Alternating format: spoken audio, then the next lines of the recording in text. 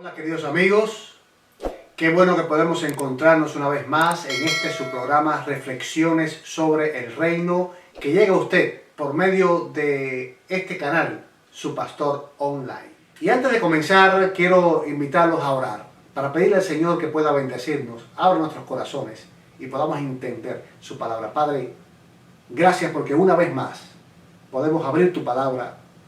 Ahora te pedimos que abras nuestros corazones, nuestras mentes, y nos des la voluntad de poder entender todo esto y de poder vivirlo. En el nombre de Jesús.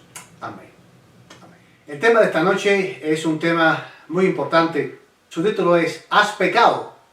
Haz esto. En reflexiones previas hemos hablado varias veces acerca del pecado de David. Y en esta ocasión quiero comenzar leyendo en el Salmo 32, que es un salmo también que David compuso en este contexto, en el contexto de su terrible pecado. Salmo 32, versículo 3, y lo voy a leer en la versión Nueva Biblia Viviente. Dice, hubo un tiempo, esto es David contando su experiencia, hubo un tiempo en que yo rehusaba reconocer lo pecador que era. Este tiempo al cual David se refiere, se estima que fue alrededor de un año. Es decir, que alrededor de un año, David rehusó reconocer que había pecado. ¿Qué experimentó David en ese tiempo? Él mismo lo dice, Salmo 32, versículos 3 y 4, la misma versión, Nueva Biblia Viviente. Pero era yo débil y miserable, y gemía todo el día. Día y noche su mano pesaba sobre mí. Mi fuerza se evaporaba como agua en día de sol. En otras palabras, David aquí nos cuenta que durante ese periodo en el cual él rehusó reconocer su pecado, él experimentó dolores, angustias, una situación muy terrible. Esta situación comprometió su salud emocional, comprometió su salud física, comprometió su salud, por supuesto, espiritual. En otras palabras, todo su ser se comprometió, todo su ser se afectó con esta situación.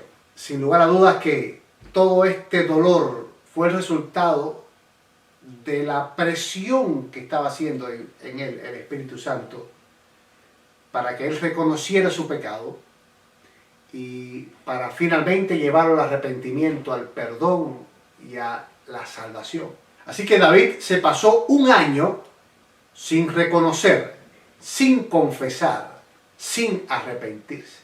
Sí, mis queridos amigos, cuando no reconocemos nuestro pecado, es porque lo justificamos. David seguramente comenzó a pensar y a decir, otros hacen cosas peores. Y cuando él diría otros hacen cosas peores, él pudo haber dicho otros reyes hacen cosas peores. Por supuesto, si se iba a comparar con los reyes paganos, ellos hacían cosas peores. Saúl hizo también cosas terribles. Él pudo haber dicho, Betsabé era una mujer desatendida por su marido. Por lo tanto, no hay tanta culpa en mí. Esta culpa es compartida.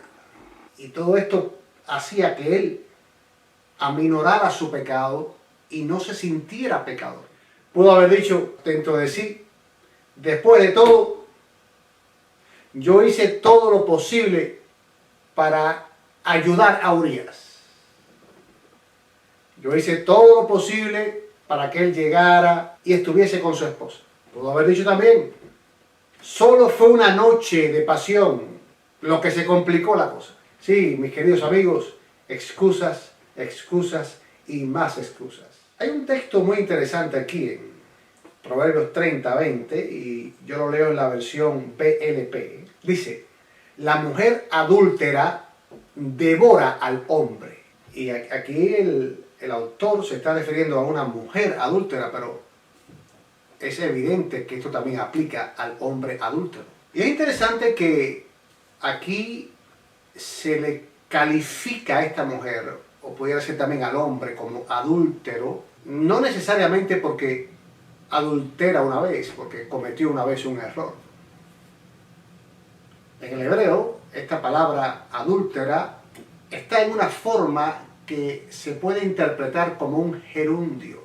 En otras palabras, está hablando de una acción reiterada, está hablando de un estilo de vida.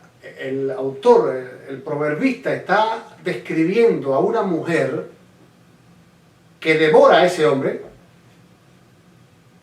pero que está dispuesta a seguir devorando a otros hombres.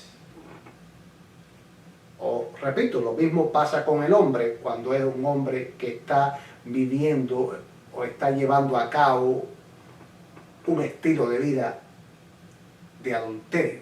Así que, dice el proverbista, la mujer adúltera devora al hombre. Vean ustedes ahora qué pasa. Luego se limpia la boca y dice, ¿qué hice de malo? Esta expresión, se limpia la boca, viene de la palabra hebrea que también significa borrar. Es precisamente la misma palabra que vamos a ver dentro de un rato para cuando David pide que Dios borre su pecado.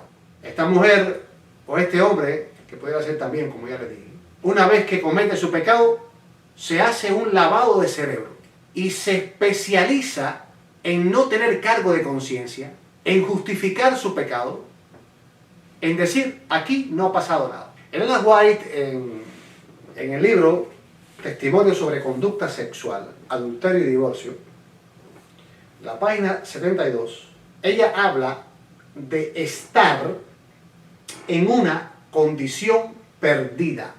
Y en el contexto en el cual ella está escribiendo, se está refiriendo a una persona de la iglesia, una persona que sirve al Señor, pero que está viviendo en una situación pecaminosa, y por estar viviendo en esa situación pecaminosa, dice que está en una condición perdida. Y es interesante esto porque el Señor Jesucristo nos enseña que hay 3 tipos de perdidos. Lo podemos encontrar en Lucas capítulo 15. Dice que hay un perdido tipo moneda. Hay un perdido tipo oveja. Y hay un perdido tipo hijo pródigo. El perdido tipo moneda está perdido dentro de la casa y no tiene ni la menor idea de que está perdido. En otras palabras, como un día escuché a un predicador, que esa persona que está perdida puedo ser yo y puede ser también tú, que estamos en la casa. No nos hemos salido de la casa. No hemos abandonado la iglesia, si es tu caso. Pero, así como la moneda estaba perdida dentro de la casa, el Señor Jesucristo nos dice que hay gente perdida dentro de la casa y que no tiene ni la menor idea de que están perdidos. El perdido tipo oveja está perdido fuera de la casa. Sabe que está perdido porque se puede escuchar el balido de la oveja. Y la oveja hace ese sonido precisamente porque sabe que está perdida, pero no sabe cómo regresar. Hay que ir por ella. Y el perdido tipo hijo pródigo o hijo menor está perdido fuera de la casa, sabe que está perdido, sabe cómo regresar y gloria a Dios, regresa. Es interesante que los 3 tipos de perdidos finalmente son salvos. La moneda fue encontrada, la oveja fue rescatada, el hijo menor regresó y fue recibido. Esto nos enseña que podemos estar en una condición perdida, pero no es el fin. No tenemos por qué permanecer perdidos y no tenemos por qué perdernos. Dios va a hacer todo lo posible por salvarnos. Gloria a Dios. La mujer de la parábola hizo todo lo posible barrió la casa, buscó por todas partes hasta que la encontró. El pastor de ovejas dejó las 99 y se fue en busca de la oveja que se había perdido hasta que la encontró. El hijo pródigo regresó a la casa y fue recibido, aceptado, restituido por su padre. Si alguien me está escuchando en esta hora y por su condición en el pecado se da cuenta que está perdido o perdida, yo quiero pedirte en el nombre de Cristo que permitas que Dios haga el proceso en ti, el proceso que tiene que hacer en tu vida para que tú seas encontrado. Y una vez que seas encontrado, permítete regresar. Y regresa. Gloria a Dios. Así que durante un año, David se rehusó. Durante un año David estuvo en esa condición perdida. Dentro de la casa, pero perdido. Hasta que reconoció su pecado. No fue fácil. Él dijo, reconozco que he pecado contra el Señor. Reconozco que he pecado. En otras palabras, sí, mi pecado es una rebelión. Es una maldad. Señor, pequé a conciencia contra ti. Y es interesante que Dios tuvo que hacer algo para que este hombre finalmente lo reconociera. Dios va a hacer lo indecible para que tú y yo reconozcamos nuestra situación. Querido amigo, ¿has pecado? ¿Estás viviendo en pecado? Lo primero que debes hacer es reconocerlo. Reconoce que has pecado. Reconoce que lo que estás haciendo no agrada a Dios. No lo justifiques más. Reconócelo. Y es por eso que quiero recomendarte uno de los mensajes que ya he presentado. Quién sabe, ya lo pudiste ver, pero aunque lo hayas visto, te lo recomiendo una vez más. Y si no lo has visto, debes verlo. Su título, La misericordia es ofrecida a los miserables. Puedes ver este link aquí. ¿Sabes por qué? Porque en este mensaje vas a poder ver que aunque tengamos buenas cosas, seguimos siendo miserables. Y vamos a ver también que Dios tiene un recurso para ti maravilloso que se llama misericordia. Pero la misericordia se la da exclusivamente a los que reconocen su condición miserable. Ahora, reconocer tu pecado te producirá tristeza. Y Pablo nos dice que al enfrentarnos a nuestro pecado, experimentaremos uno de dos tipos de tristeza. La primera es la tristeza que es según Dios. Y la segunda es la tristeza del mundo. Y noten lo que dice Pablo aquí, 2 Corintios 7:10.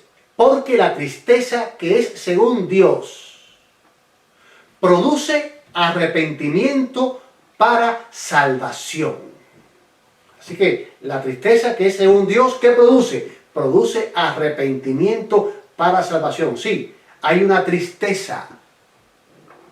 Y cuando hay tristeza, no hay alegría, no hay gozo. Pero esta tristeza, la buena, la que es según Dios, produce arrepentimiento para salvación. Y dice Pablo que la tristeza del mundo produce muerte. Miren cuál es la tristeza del mundo. La podemos encontrar. Un ejemplo de ella podemos encontrar en Mateo 19:22. Y yo voy a leerlo en la Nueva Biblia Viviente. Dice que cuando el joven oyó esto, se fue muy triste. Vimos esto en el mensaje anterior. Y dicho sea de paso, si no lo viste, te lo recomiendo y puedes verlo en este link. Allí analizamos la situación del joven rico. Y vimos que cuando el joven rico oyó la recomendación del Señor, se fue muy triste. Se fue lleno de tristeza.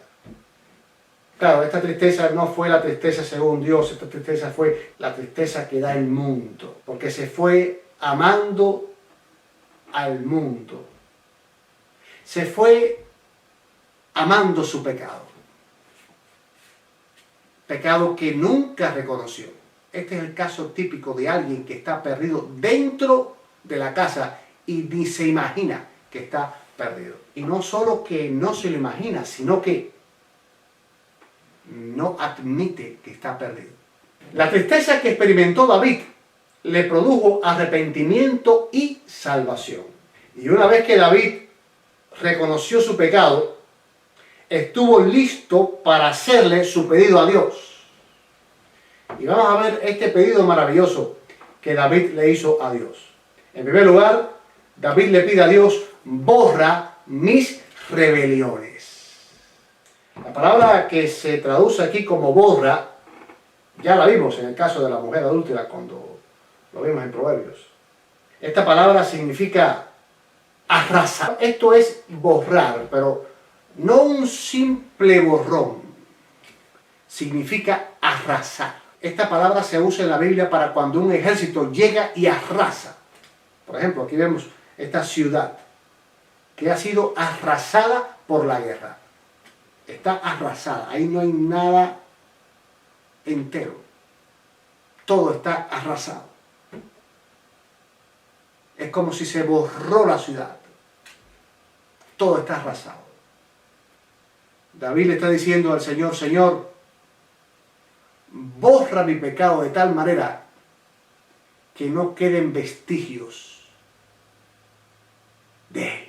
Podemos ver aquí en esta ciudad que aún están muchos edificios todavía están en pie, destruidos pero en pie.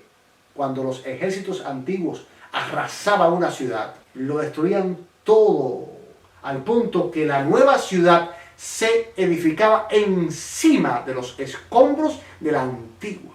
Eso le está pidiendo David al Señor: Señor, arrasa con mi pecado, bórralo de tal manera que no quede vestigio alguno. Usted sabe que cuando usted escribe con lápiz una libreta y usted usa la goma del lápiz para borrar, siempre va a quedar una marca. Si usted quiere fijarse con buena iluminación, usted va a poder leer lo que se borró. David está diciendo: Señor, no quiero eso. Yo quiero pedirte que tú borres mi pecado de tal manera que no quede vestigio alguno de él. Gloria a Dios. La palabra que se traduce como borrar también significa destruir, y es una destrucción total.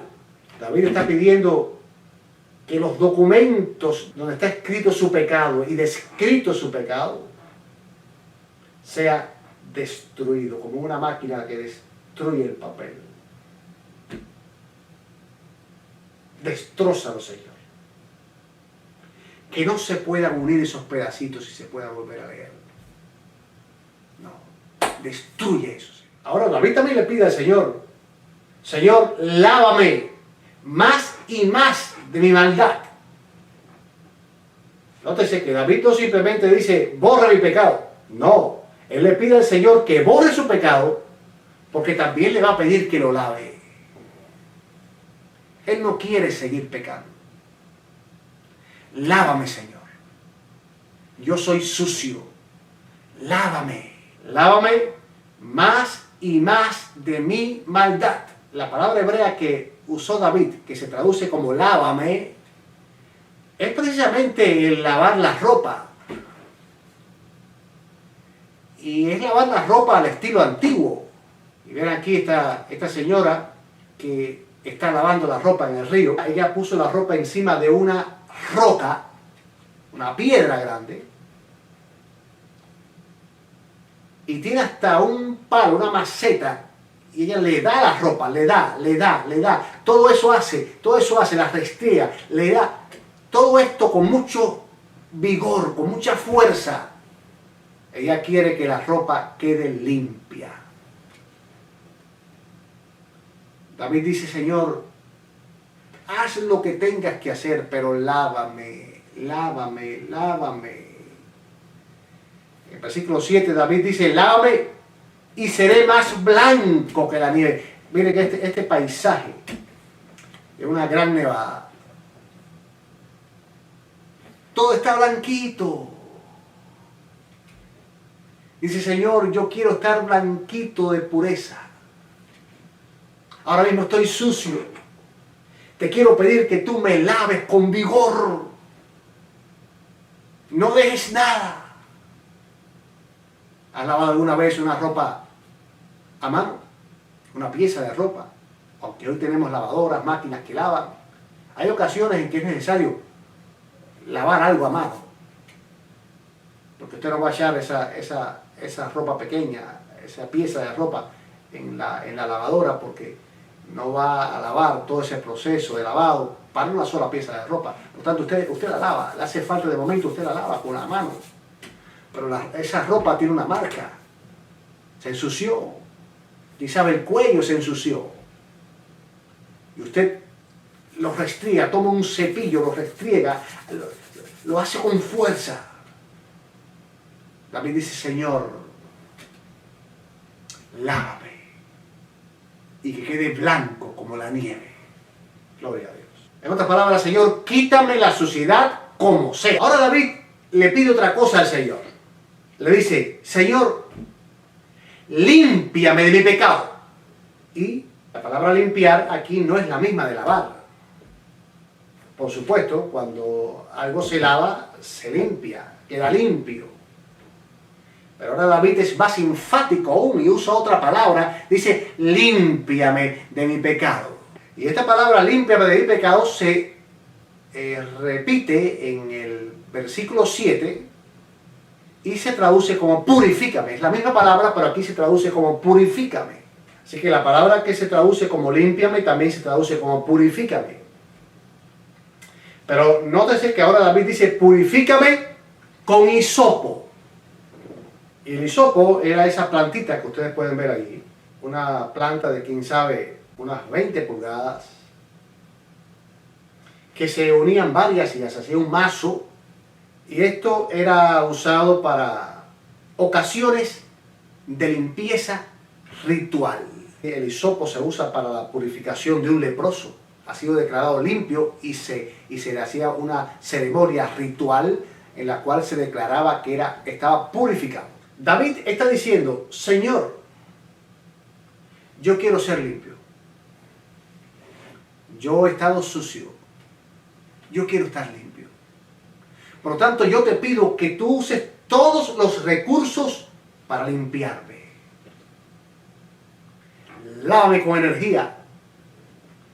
Quítame todas las manchas y toda la suciedad de mi vida. También purifícame, si es posible, ceremonialmente. Yo quiero estar totalmente purificado. Miren, esta promoción. Una persona que tiene aquí la mitad de la cara sucia. Bueno, no es una suciedad que usted toca la cara y está sucia. No, no. Es una suciedad profunda, bien metida en la piel. Y la persona va a esos expertos y le hacen una limpieza profunda del cutis. Y vean ustedes cómo queda al final. David está pidiendo eso, David está pidiendo no un simple perdón. David está pidiendo purificación. David está pidiendo limpieza profunda. Por eso pide que su pecado sea borrado totalmente. Porque él quiere un cambio total. Gloria a Dios. Ahora, vean otra cosa que pide David. Salmo 51, 12, yo lo voy a leer ahora en la Dios habla hoy. Hazme sentir de nuevo el gozo de tu salvación. Yo pregunto, ¿qué es el gozo de la salvación? Vamos a descubrirlo aquí. Salmo 32, 1, lo leo en la Nueva Traducción Viva, dice, ¡oh! ¡Qué alegría para aquellos a quienes se les perdona la desobediencia! Así que el gozo de la salvación es el resultado de ser perdonado y de estar en paz con Dios. Salmo 51, 11 dice, no quites de mí tu Santo Espíritu.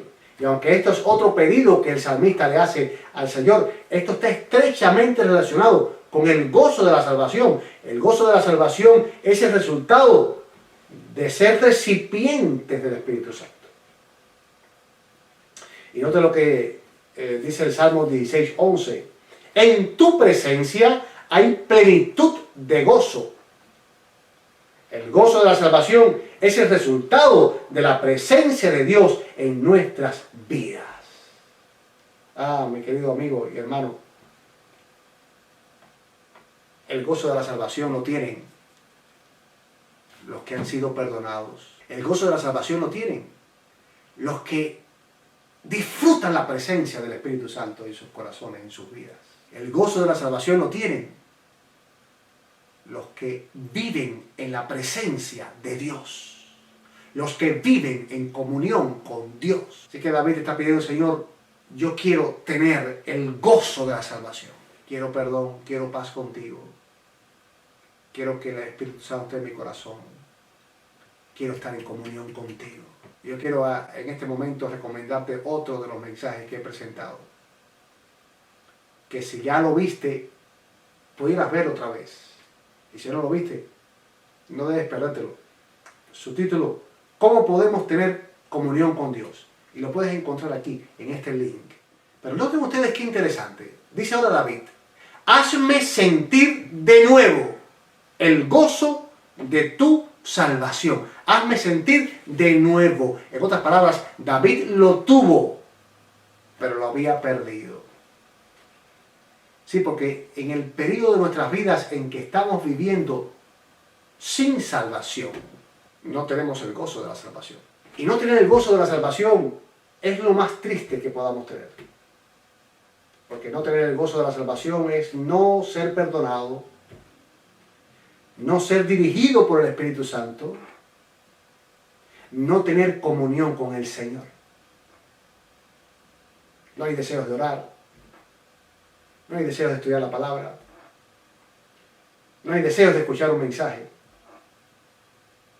no hay deseos de ir a la iglesia. No tenemos el gozo de la salvación. Ahora vean ustedes este otro pedido de David.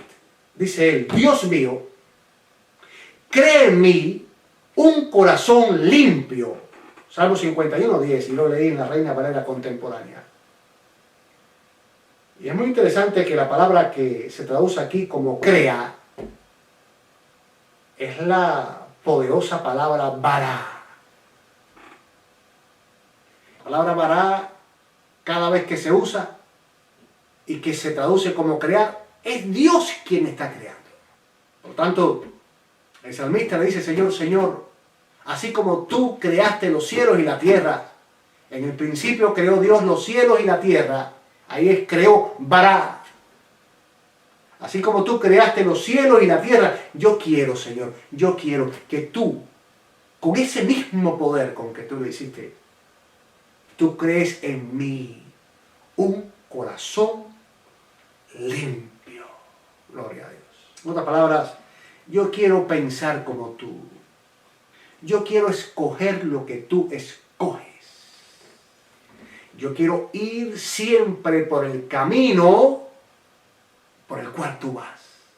Ahora, después de David pedir todas estas cosas, ahora David hace un compromiso. Eso está muy interesante. David se compromete a que va a hacer algo. Y es interesante que usted no encontrará en el Salmo 51 una declaración de David como esta. Señor, te prometo que no voy a pecar más. ¿Te ha pasado que cuando has cometido un error le has dicho, Señor, Señor, te prometo que no lo voy a hacer más? Mira, es interesante que el salmista aquí no le promete eso al Señor. Generalmente cuando prometemos que no lo volveremos a hacer más, lo volvemos a hacer. ¿Y sabes por qué? Porque nosotros seguimos siendo pecadores. Y porque no le estamos pidiendo al Señor lo mismo que le pidió David. David no le dice, no voy a pecar más, sino que le dice, borra mi pecado, lávame, límpiame, dame un corazón limpio y nuevo. En otras palabras, le está diciendo, Señor, recréame, Señor, purifícame, Señor, límpiame. Por supuesto, alguien que sea purificado, alguien que sea limpiado, alguien que sea totalmente renovado, no deseará pecar nunca más. No tiene ni que prometerlo, porque ya le pidió al Señor lo que tenía que pedirle. Pero con todo, David aquí hace un compromiso, se compromete en algo con el Señor. Y dice, Salmo 51, 13, y lo leo en la Nueva Biblia Viviente, dice, a los pecadores les diré que deben obedecerte y cambiar su manera de vivir. En otras palabras, David se compromete a ser ahora un instructor. David se compromete a ser un consejero. David se compromete a ser un pastor que va a ayudar a los que están aún pecando, a los que están viviendo en una situación espiritualmente complicada, que están llevando una vida que no es de los salvados. Él se compromete a ayudarlos. Oh, qué lindo es cuando después de haber sido restaurados por el Señor, tú y yo podemos convertirnos en instrumentos de salvación para otras personas. Yo creo que el ministro, y cuando hablo de ministro hablo de todo cristiano, el ministro más poderoso es aquel que, reconociendo de dónde el Señor lo sacó, es capaz de ayudar a otros que están ahí en ese hueco. Y vean ustedes otro compromiso que hace David con el Señor. Dice, gozoso cantaré de tu perdón, Salmo 51, 14 y 15, Nueva Biblia Viviente. Gozoso cantaré de tu perdón, abre mis labios, Señor, para que pueda alabarte. Gloria a Dios. Mira, cuando recibimos el perdón, cuando somos perdonados, cuando el Espíritu Santo mora en nosotros, cuando tenemos el gozo de la salvación, nuestra alabanza es poderosa. Viviremos predicando, viviremos enseñando a los pecadores, viviremos alabando al Señor, viviremos con un cántico en nuestros corazones, dice el salmista. Hay un canto que dice, de tu amor cantaré por siempre. Sí, cantaré por siempre. ¿Sabes por qué cantaré por siempre? Porque ¿cómo no he de cantar si Él me salvó? ¿Cómo no he de cantar si Él me rescató? Gloria a Dios. Por eso el salmista dice en el Salmo 100, versículo 4, entrad por sus puertas con acción de gracias, por sus atrios con alabanza. Quiero terminar con un broche de oro. Tú no te puedes perder esto. Mira, el concepto que tengas de Dios va a ser clave en tu restauración. El Señor Jesucristo contó una parábola muy interesante. Él dice que un hombre multimillonario, empresario, tuvo que irse de viaje, un viaje largo, y como su negocio debía continuar produciendo, él llamó a sus 3 empleados más capaces. Al más capaz le entregó la cantidad más grande de tareas. Al siguiente le entregó una cantidad menor, pero también grande. Y al tercero le entregó la menor cantidad. Pero era la gente más capaz que tenía en su compañía. Y les dejo esto para que sigan trabajando, para que sigan echando para adelante la empresa. Y cuando yo regrese, vamos a sentarnos para ver cómo ha sido todo. Y vean ustedes qué interesante. Ahí tenemos a los 2 primeros, trabajando con gozo para su señor, para su jefe.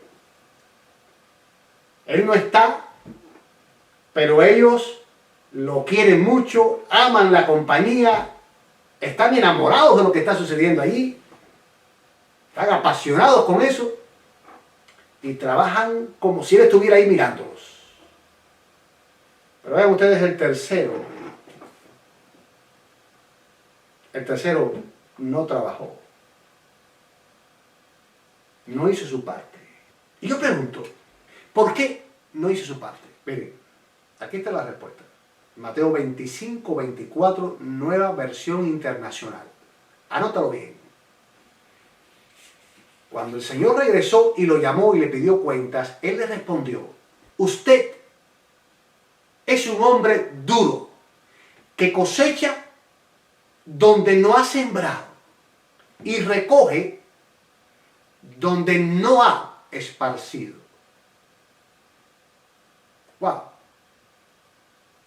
La palabra que se traduce aquí como duro, hombre duro, significa difícil, duro, necio, fuerte, insolente. ¿Qué concepto tan terrible tenía este hombre de su jefe? Y lo que tenemos que destacar de aquí es que tú vas a servir acorde al concepto que tú tengas de la persona que sirves. Y aplicándolo a este caso de la restauración, el concepto que tengas de Dios va a ser clave en tu restauración. Y vean ustedes que David sí tenía claro esto. Dice David, Salmo 51:1, conforme a tu misericordia. En otras palabras, David está claro de que Dios es un Dios lleno de misericordia.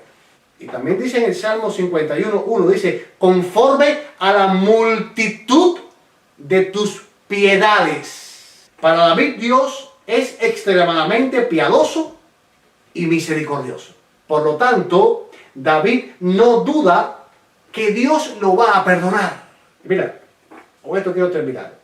Este dibujo representa una escena bíblica muy interesante.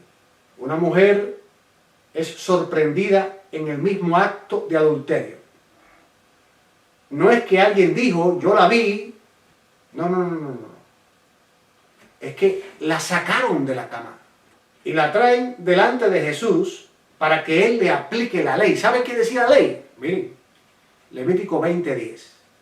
Si un hombre cometiere adulterio con la mujer de su prójimo, el adúltero y la adúltera indefectiblemente serán muertos. Ahora, ¿qué iría a hacer Jesús? Noten que hay una ley de Moisés que dice claramente lo que hay que hacer en este caso. Pero ¿saben algo? Se la trajeron a la persona equivocada. Se la trajeron a Jesús. Se la trajeron a un ser que sabe aplicar justicia con misericordia y piedad. ¿Saben qué dijo Jesús? Juan 8:11.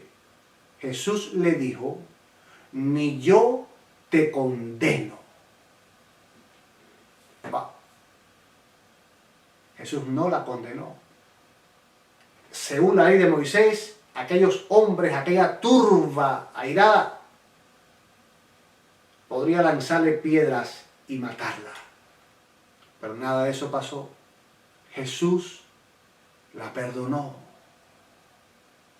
Ni yo te condeno. Y yo lavo el nombre del Señor porque Él está lleno, rebosante de misericordia. Yo lavo el nombre del Señor porque Él está lleno, rebosante de piedad.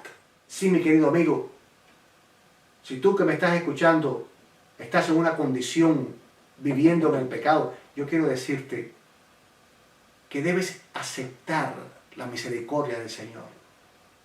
Ten un concepto lindo del Señor. Sí, en la parábola del Señor nos dice que hay personas que por algunas razones de la vida tienen un mal concepto de su Señor. Y el mal concepto los lleva a actuar negativamente. Sin embargo, el Señor nos dice que muchos más tienen un buen concepto de su Señor y que los lleva a actuar de una manera positiva, correcta. David no dudó que estaba en las manos de un Dios misericordioso. David no dudó de que Dios era grande en misericordia, grande en piedad.